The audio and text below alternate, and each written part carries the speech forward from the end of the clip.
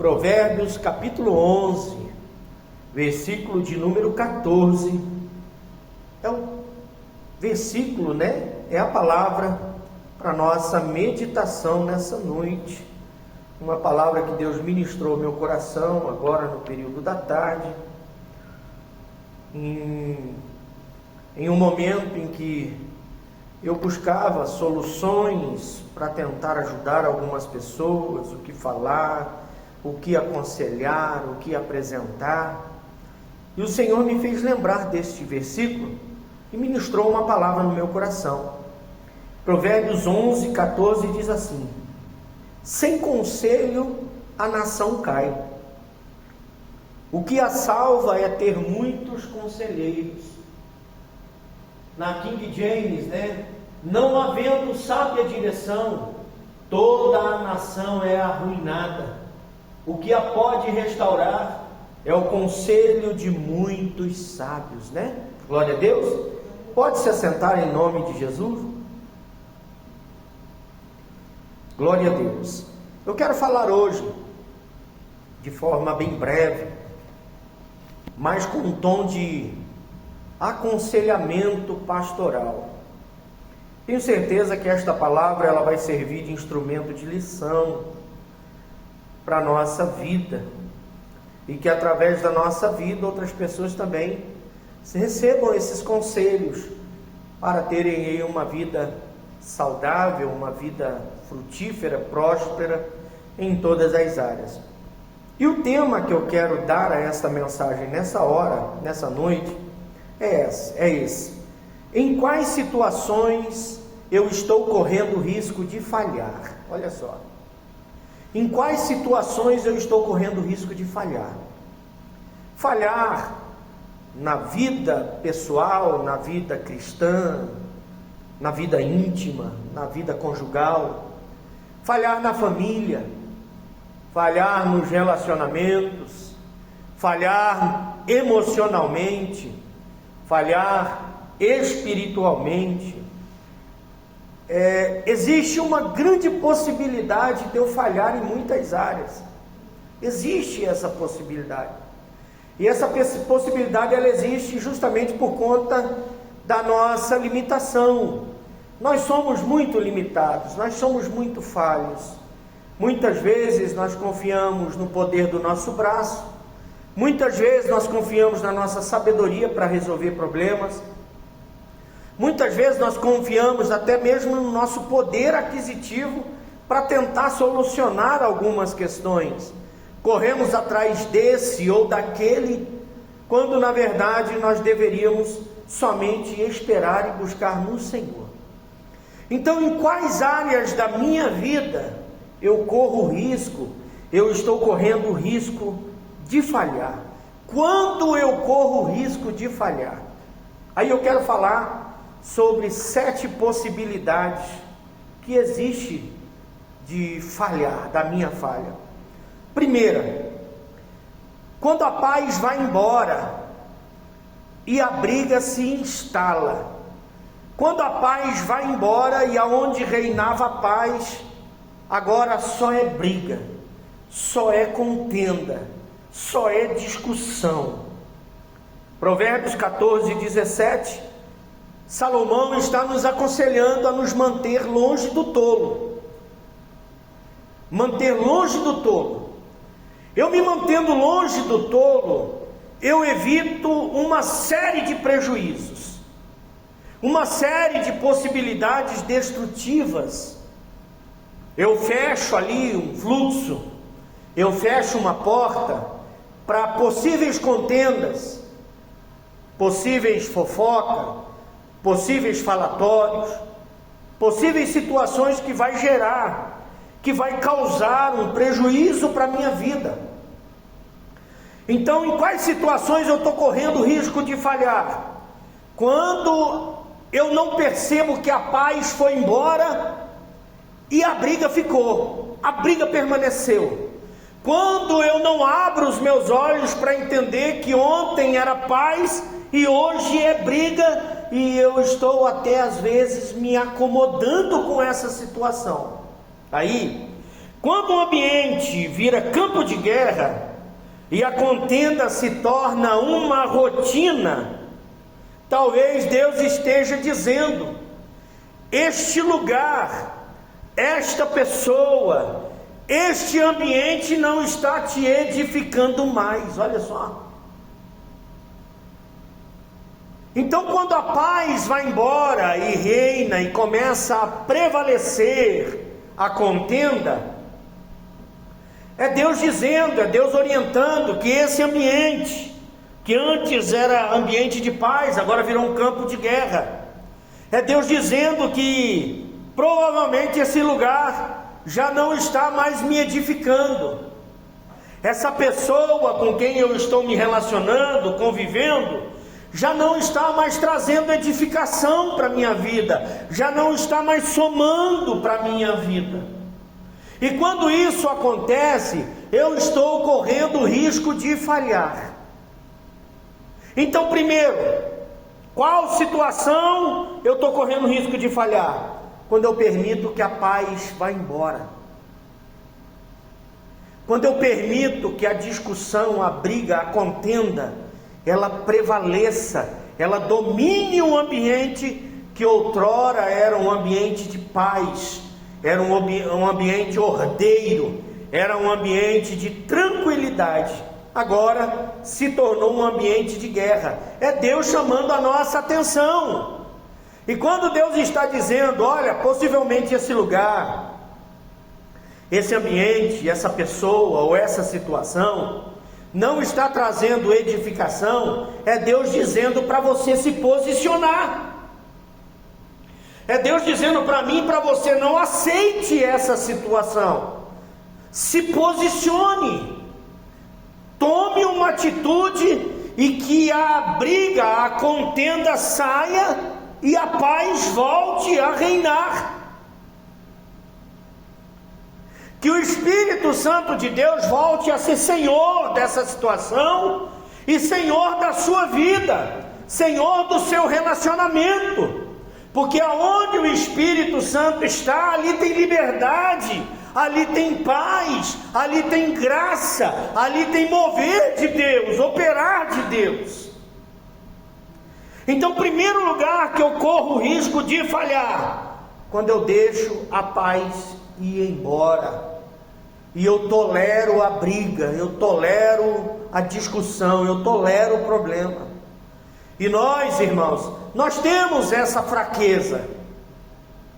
A gente acaba tolerando algumas coisas que fazem mal, a gente acaba tolerando algumas coisas que trazem prejuízo, a gente acaba tolerando algumas coisas. Vou fugir, eu não quero briga, eu não quero contenda, eu não quero, mas nesse eu não quero, você vai se prejudicando. Aonde existia só a paz, agora começa a se tornar um ambiente de guerra, um ambiente de problema, um ambiente de dificuldade. Quer ver uma coisa? Eu falo com os irmãos aqui casados, os irmãos que têm casa. Coisa boa é voltar para casa, não é? Coisa boa é quando nós voltamos para nossa casa, a despeito do lado de fora nós estarmos em uma guerra absurda, em uma guerra terrível. Lá fora é guerra, mas a gente volta para casa, aquela paz, aquela coisa gostosa, aquele ambiente, sabe, aquele ambiente que abraça, aquele ambiente que atrai, aquele ambiente que agrega, aquele ambiente que tranquiliza, que traz alívio, que traz acomodação para a nossa alma, para o nosso espírito. Mas e agora quando acontece o contrário? Do lado de fora está uma bênção, tudo está fluindo, tudo está indo, financeiro, profissional, ministerial, tudo está indo. Aí a gente volta para nossa casa e o ambiente de paz agora é um ambiente de guerra. Já não é mais tão bom voltar para casa, porque quando a gente volta para casa, a gente chega em casa e em casa tem paz, o problema está lá fora, mas quando o problema está dentro de casa, isso exige de nós um posicionamento em Deus, isso exige de nós uma atitude em Deus, e trazer de volta essa paz para o nosso ambiente principal. Segunda situação em que eu corro o risco de falhar. Claro, nesse primeiro ponto, Gálatas, quando Paulo escreve aos Gálatas, no capítulo 5, versículo de número 23, ele está discorrendo, 22 e 23, falando sobre o fruto do Espírito. E um fruto do Espírito que ele frisa ali, que ele destaca ali, é o domínio próprio, É o domínio próprio. O que é domínio próprio, pastor? É quando eu penso para agir, eu penso para falar, eu penso para decidir, eu penso para escolher, eu penso para ir, eu penso em todo o tempo para tomar uma atitude, tomar uma decisão. Isso é domínio próprio, quando eu penso para reagir. Sabia que 99%, eu vou chutar lá em cima, 99% dos nossos problemas que já aconteceram na nossa vida, se nós tivéssemos domínio próprio, eles não teriam acontecido. Sabia disso? Você não tinha falado, você não tinha agido, você não tinha reagido, você não tinha decidido. Mas olha como o Senhor é maravilhoso e misericordioso, nos trouxe aqui nessa noite para ressaltar essa qualidade, essa virtude de quem tem o fruto do Espírito. Ei, irmão, nós temos em Deus a força para ter o domínio próprio.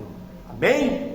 Então vamos lá. Segunda situação em que eu corro o risco de falhar é essa: quando o pecado vira um hábito e a vergonha desaparece. É quando eu peco e não tenho mais vergonha. É quando eu peco e eu acho normal. É quando eu peco e eu continuo. É quando eu peco e parece que não aconteceu de nada. O pecado se tornou como aquele animalzinho de estimação. Eu acho que eu tenho controle, eu acho que eu tenho o domínio, e eu não tenho o domínio, Paulo escrevendo 1 Coríntios capítulo 15, versículo de número 33, existem muitas formas de pecado, mas Paulo ressalta um ali que é muito perigoso. Paulo diz ali que as más conversações corrompem os bons costumes. Na minha tradução diz que as más companhias corrompem os bons costumes. Então, quando o pecado vira um hábito e a vergonha desaparece, parece que eu me enquadro naquele Salmo 1. Qual que é o Salmo 1? Os irmãos conhecem o Salmo 1 de cor? Vamos fazer a leitura do verso 1 e 2 do Salmo 1, só para nós nos lembrarmos. Diz assim, o Salmo 1.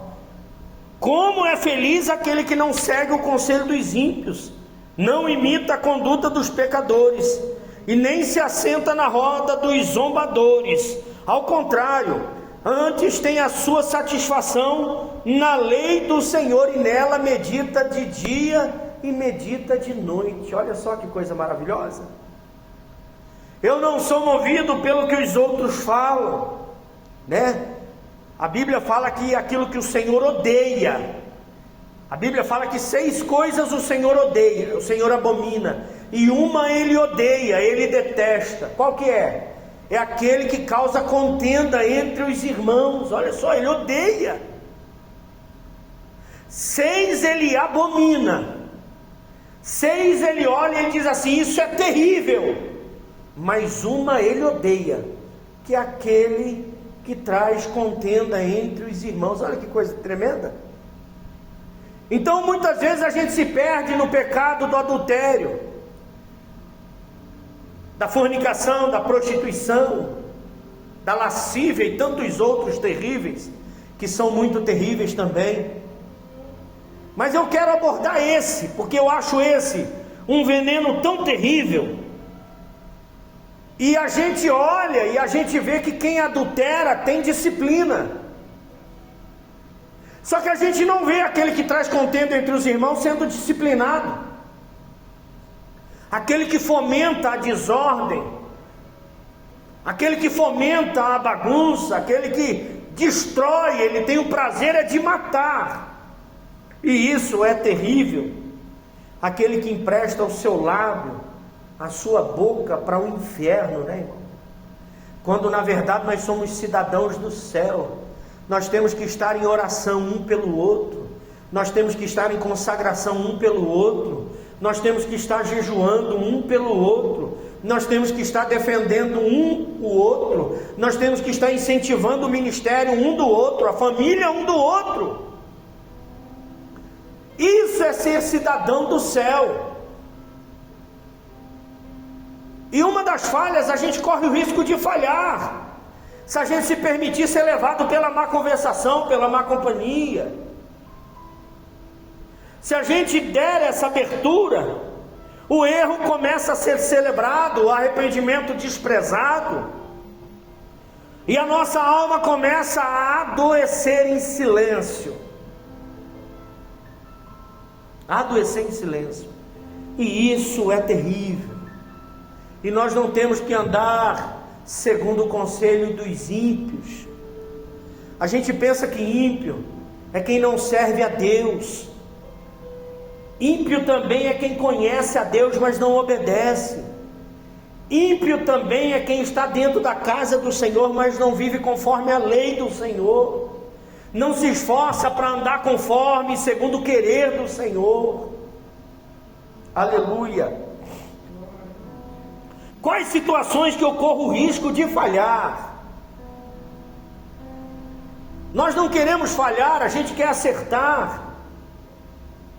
Mas eu percebo muitas vezes que a gente cuida das coisas grandes, a gente não falha nas coisas grandes, a gente não mata ninguém, a gente não rouba ninguém, a gente não cobiça a mulher do próximo, a gente não levanta falso testemunho, a gente não adora outros deuses, nós não temos ídolos, a gente honra o pai e a mãe. Então o que a gente falha? A gente falha nesses detalhes, a gente falha nesses quesitos, que é deixar a paz que dominava ser vencida pela guerra. É quando a gente deixa as más conversações reinarem, dominarem e corromper os bons costumes. E isso vai adoecendo a alma, isso vai enfraquecendo a alma, isso vai abatendo o espírito, isso vai trazendo um desânimo. Aleluia. E hoje nós enfrentamos uma guerra emocional. Nós precisamos animar um ao outro para que o outro sirva a Deus. Eu preciso incentivar o irmão a servir a Deus. Eu preciso ser aquele que segura a escada e dizer: pode subir, irmão. Eu preciso ser aquele que empurra o irmão, a irmã para frente, não aquele que puxa para trás, aquele que tarda, que atrapalha. Aleluia. Terceiro, qual situação eu corro o risco de falhar? Quando Deus acende um novo chamado dentro de mim e eu não entendo. Quando Deus acende um novo chamado dentro de mim e eu não aceito. Quando Deus acende um chamado dentro de mim e eu não vou. Gênesis capítulo 12, versículo 1, Deus fala com Abrão: vai, levanta e vai. Ele levantou e foi. Quando Deus acende esse chamado, eu preciso estar atento. O próprio Jesus diz que a seara é grande, os ceifeiros são poucos. Mas quando a gente olha, o Senhor está falando de gente para trabalhar na seara, porque ceifeiro tem muito, mas não quer. E a obra precisa de muita gente trabalhando, muita gente fazendo, muita gente servindo. Tem lugar para todo mundo trabalhar no reino, tem lugar para todo mundo fazer algo para o Senhor, tem lugar. Talvez não tenha lugar aqui no altar onde eu estou pregando agora, Porque imagina, dá 10 microfones, 10 pregador aqui, ficaria uma bagunça. Mas lá fora tem uma alma esperando você abrir a tua boca e dizer que Jesus salva, Jesus cura, Jesus liberta e Jesus leva para o céu. Então eu erro, eu falho, quando eu sei que Deus acendeu um chamado dentro do meu coração, mas eu faço de conta que não é comigo. Eu faço de conta que não estou ouvindo. E quando isso acontece, o Senhor está dizendo para Abrão, quando ele chama, que há lugares que foram bênção. Quando ele diz assim, levanta e vai, ele está dizendo, esse lugar aí onde você está, em Ur, já foi bênção na sua vida, só que agora é prisão. Porque se você permanecer aí, o propósito de Deus não vai acontecer na tua vida. Qual que é o propósito de Deus para a vida de Abrão, para a vida da igreja, para a minha vida e para a tua? Movimento. Então se o Senhor mandou ir, vai, irmão. Se o Senhor mandou você visitar uma família, vai. Se o Senhor mandou você pregar, pregue. Se o Senhor mandou você levar uma palavra, leve. Fazer uma oração, irmão, quando você sentir desejo de orar na casa de alguém, não tenha dúvida, é o Espírito Santo de Deus te mandando. Quando o Senhor parar você na rua e mandar você falar para alguém que ele é uma bênção, pare e diga, a palavra do Senhor foi ele que mandou, ele sabe como fazer e como falar. Glória a Deus. Ele sabe. Mas às vezes a gente diz assim, eu acho que isso é coisa da minha cabeça, isso é de mim. Não é não, irmão. Esse desejo de abençoar, esse desejo de profetizar, esse desejo de abençoar a vida das pessoas, isso nasce primeiro no coração de Deus. Aí o Espírito Santo pega do coração de Deus e coloca no teu coração, e quando você abre a boca, ele age, ele trabalha. Quantos testemunhos nós ouvimos por aí, de irmãos que foram impactados pela presença do Senhor no meio da rua, porque alguém parou e disse, você é do Senhor, Deus tem uma obra na tua vida, volta para a casa do Senhor, o Senhor hoje muda a tua história. Quantos testemunhos nós já ouvimos?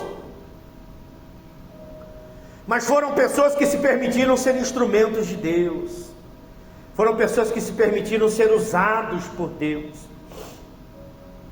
Então quando Deus acende esse chamado dentro de você, levanta e vai em nome de Jesus. Aí você não vai falhar. Nós não podemos falhar no nosso chamado, irmão. Nós não podemos falhar no chamado para a obra do Senhor, para servir o Senhor. Mas pastor, eu não sei pregar, eu não sei cantar, eu não sei muita coisa da Bíblia. Irmão, eu sei, eu também não sei. Ninguém sabe tudo. Mas o Jesus que você serve, o Deus que você serve, Ele vai encher a tua boca, o teu coração, e da tua boca ela vai se tornar que nem um manancial, uma fonte de água viva, e aquele coração vai ser regado para a glória do Senhor. Aleluia. Quarto, qual situação eu corro risco de falhar? Em quarto lugar, quando eu permito que a injustiça reine e a presença de Deus se cale. Quando eu permito que a presença, que a injustiça reine e a presença de Deus se cale. Coloca para nós aí Apocalipse 18:4. Quando a injustiça reina e eu permito que a presença se cale. Quando eu começo a agir com injustiça. E a injustiça é quando eu ajo, uma das minhas atitudes é por egoísmo.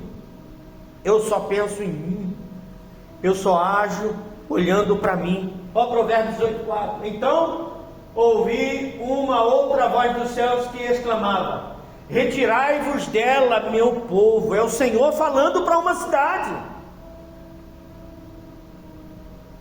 Não permaneça onde está a injustiça, onde reina a injustiça. Não permaneça onde a presença de Deus se cala. Não permaneça onde Deus não tem voz. Aleluia. Existem lugares que não é para mim. Existem ambientes que desonram a Deus. E eu não posso ser morada de quem não ama estar em lugares aonde a voz de Deus não é ouvida. Eu não posso estar em lugares onde desonra a Deus,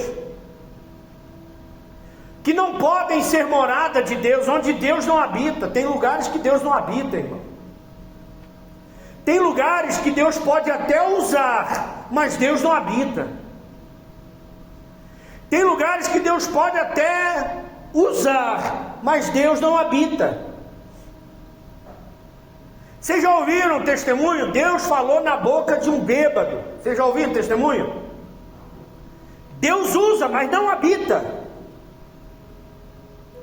Deus já falou na boca de uma prostituta. Deus usa, mas não habita. Deus falou na boca de uma jumenta. Deus usa, mas Ele não habita.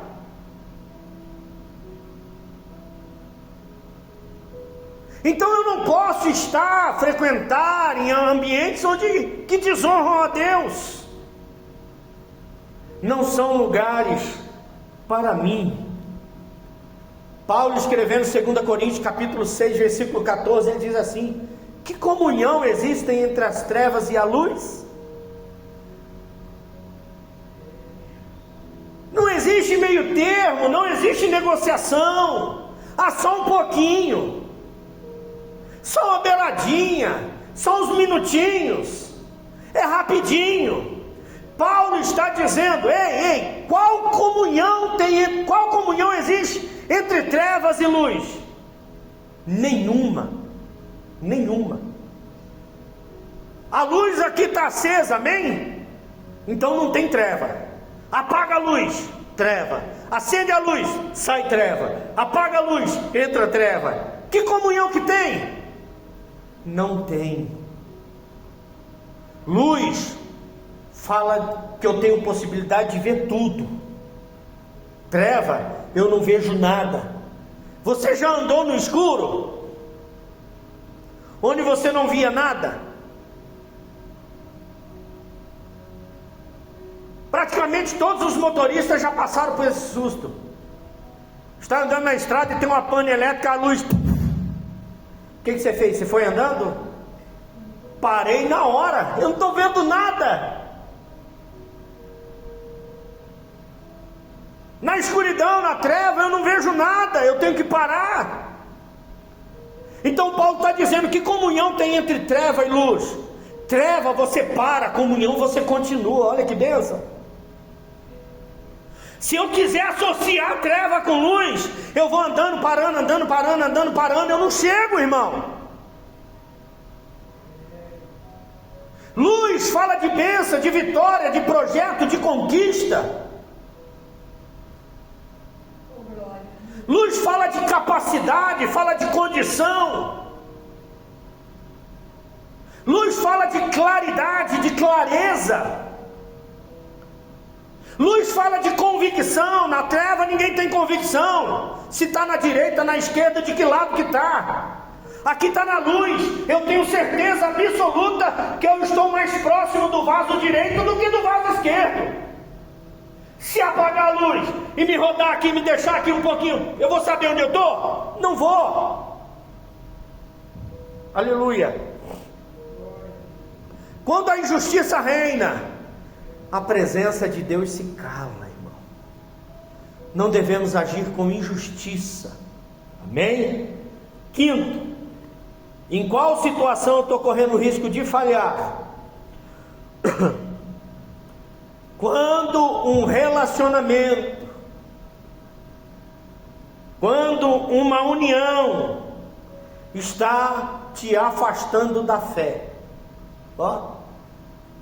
Quando eu corro o risco de falhar? Quando um relacionamento, uma amizade, uma parceria me afasta da fé. Põe aí para nós 2 Coríntios 6,14. Quando um relacionamento está te afastando da fé, relacionamentos que te puxam para longe de Deus, não são presentes, são distrações do inferno. Você conhece gente que está por aí distraída? Eu conheço muita gente distraída, falando que é presente de Deus. Mas é presente de Deus. Como que é presente de Deus se te afastou da fé? Como que é presente de Deus se levou para longe de Deus? Como que é presente de Deus se te tirou da casa de Deus? Como que é presente de Deus se Deus não está junto? Olha só.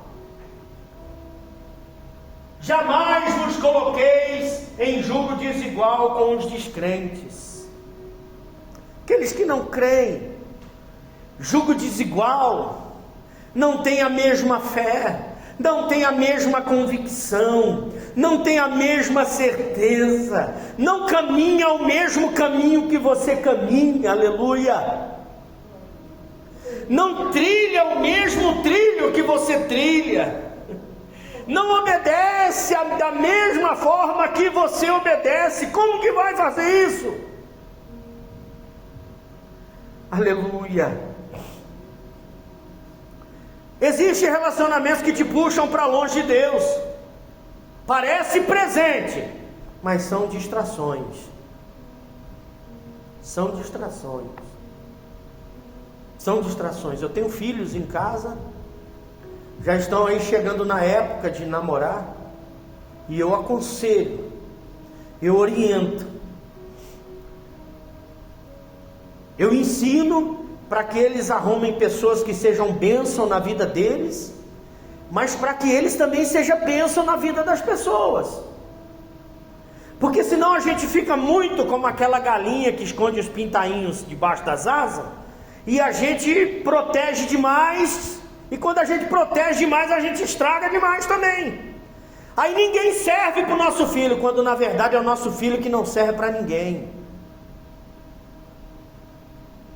E a gente tem que preparar, a gente tem que ensinar, e eu digo a eles, prestem atenção nos detalhes, observem os detalhes.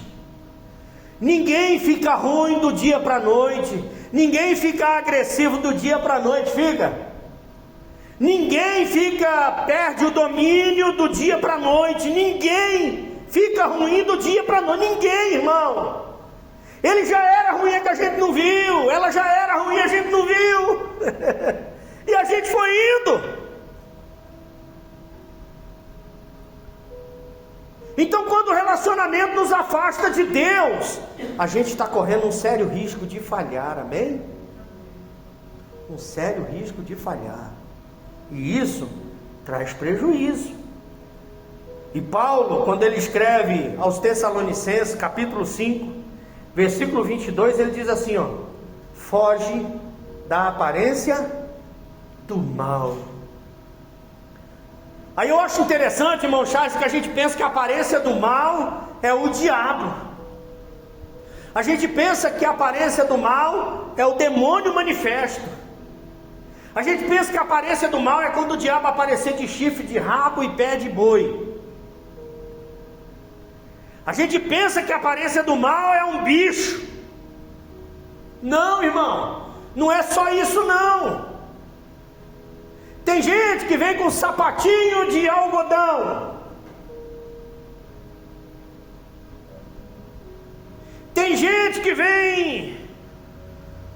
tem uma lábia enganosa, mentirosa e venenosa, e a gente se deixa levar, quando na verdade foge da aparência do mal. Diz um ditado popular que nem tudo que reluz é ouro. É ouro. Agora está uma moda de alianças de moedas antigas, vocês já viram? Se colocar uma aliança de moeda antiga do lado de uma aliança de ouro, só quem sabe consegue discernir as duas. Mesmo brilho, mesmo peso, parece, e tem aliança de moeda que é até mais bonita do que a aliança de ouro. mas não é ouro. Então, Paulo está ensinando a igreja: ei, viu que não presta, foge. Viu que não acrescenta, foge. Viu que não serve, foge. Viu que é diferente, foge. Viu que não está no mesmo propósito, foge. Viu que não está no mesmo caminho, foge. Assim você evita o erro de falhar. Você evita a possibilidade de falhar. Sexta situação em que eu estou correndo risco de falhar: quando a minha saúde emocional e espiritual está sendo drenada, está sendo sugada, e eu permito. Você sabia que as enfermidades emocionais ou psicossomáticas é porque eu permito?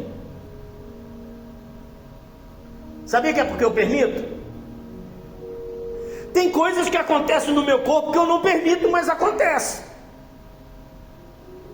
Eu não permito.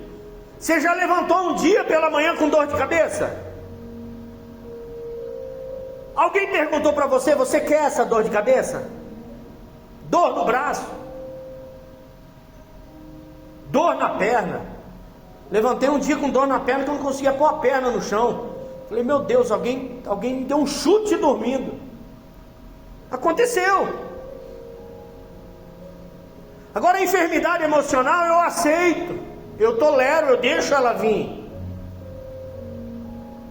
Eu aceito. E eu começo a querer conviver com ela. E eu falho quando a minha saúde emocional e espiritual está sendo sugada, drenada, e eu permito. Mas só que o Senhor Jesus, no Evangelho segundo escreveu Mateus, capítulo 11, versículo 28, Ele faz um convite: vinde a mim, vem para mim.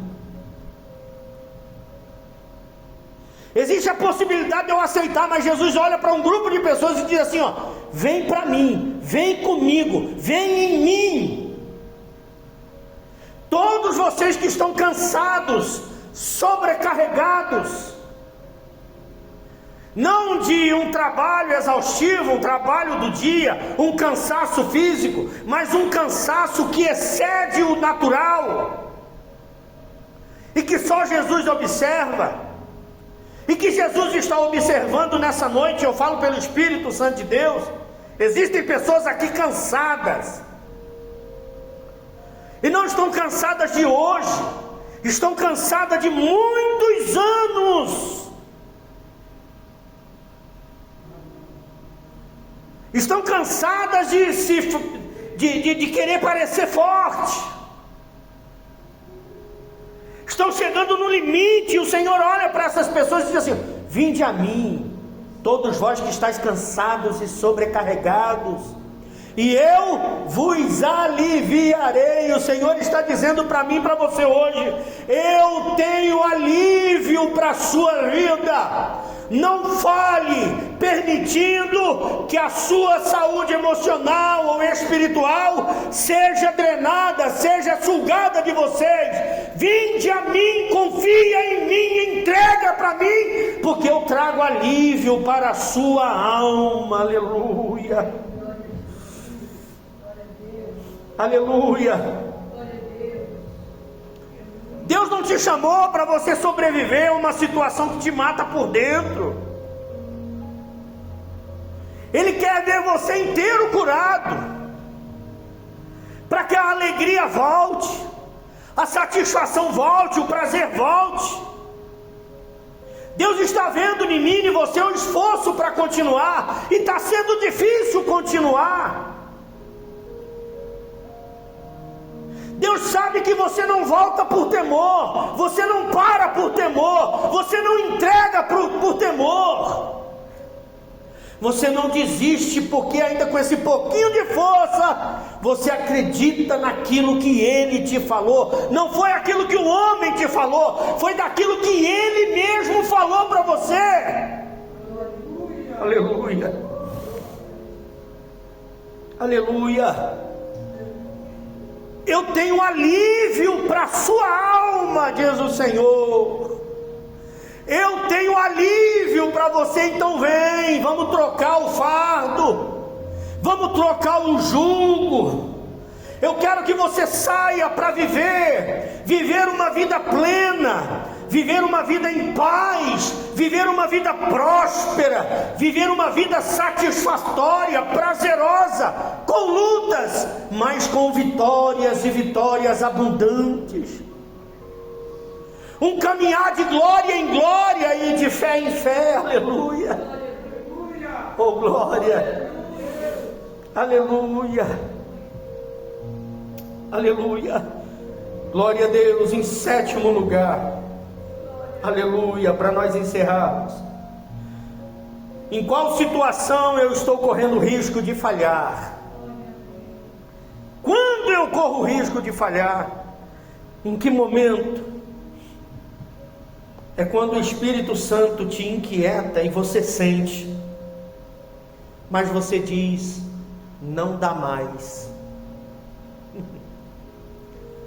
O Espírito Santo te inquieta e você sabe que Ele está te inquietando, Ele está falando com você, Ele está dizendo, se movimenta, se levanta, faça, vai, Ele está falando, se posicione. Aí você diz, não dá mais. Aleluia. Como quem diz assim, eu não tenho mais nada não, Senhor, a força já foi. Eu estou que nem aquele carro que já acendeu a luzinha da reserva. Eu sei que está acabando, eu sei que a qualquer momento vai acabar. Eu não tenho um centavo para colocar 1 centavo de gasolina. Aí você está dizendo assim, eu não tenho 1 centavo de fé, eu não tenho 1 centavo de força. Oh, a luz está acesa, o meu carro vai parar, aleluia. Oh glória. Põe para nós aí Isaías 1,19. Aí você vai caminhando, irmão. Eu admiro a sua fé, eu admiro a sua força, eu admiro a sua coragem, a sua valentia, aleluia. Nem todo dia a gente está disposto a derrubar um gigante, né? Mas todo dia a gente levanta e sai para vencer essa vida. Todos os dias a gente sai, abre os olhos, olha para o céu e consagra o dia ao Senhor, consagra a casa ao Senhor, consagra a família ao Senhor, consagra a sua labuta ao Senhor. Todos os dias você diz, Senhor, se o Senhor não for na frente, Pai querido, não permita que eu vá. Se o Senhor não for na minha frente, não tem sentido eu sair. Se o Senhor não for, não tem sentido eu me movimentar, porque a razão da minha vida é o Senhor, a razão da minha estrutura é o Senhor, a base da minha vida é o Senhor, aleluia. Glória a Deus. Oh, Ramandaraya Súria, Ripla Fastergia tu que faz, aleluia. Eu gosto daquela passagem, o povo peca, o povo falha, o Deus Todo-Poderoso fica furioso e diz para Moisés, Moisés, eu não vou mais à frente desse povo, eu vou mandar um anjo. Eu acho lindo isso, aleluia. Moisés olha para o Senhor e diz, Senhor, se o Senhor não for, não permita que a gente vá não, Senhor.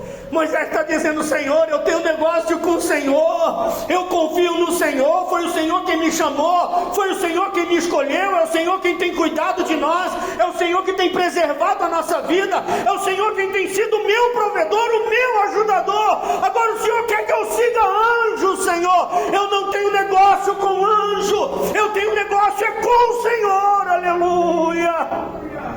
Oh, glória a Deus. Aleluia, aleluia, aleluia. Quando o Espírito Santo te inquieta e você sente, mas você diz, não dá mais.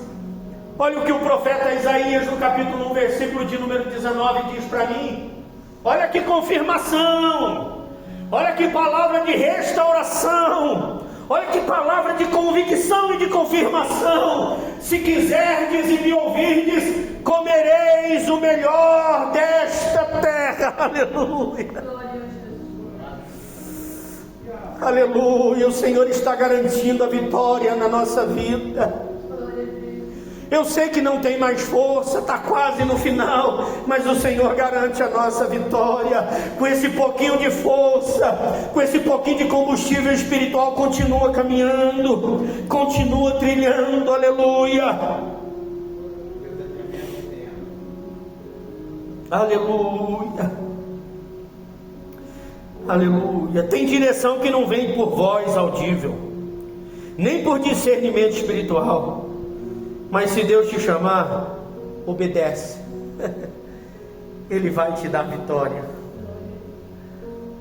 Apocalipse 2, por 6 vezes, a palavra do Senhor diz assim: quem tem ouvidos, ouça o que o Espírito diz às igrejas. Aleluia.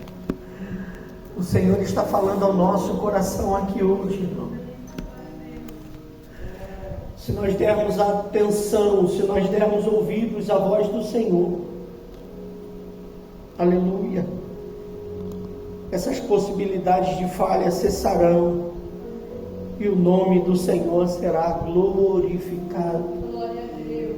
Então, somente não seja ouvinte, mas seja praticante. Em todo tempo fervoroso, animado, constante na obra do Senhor. Se coloca de pé em nome de Jesus.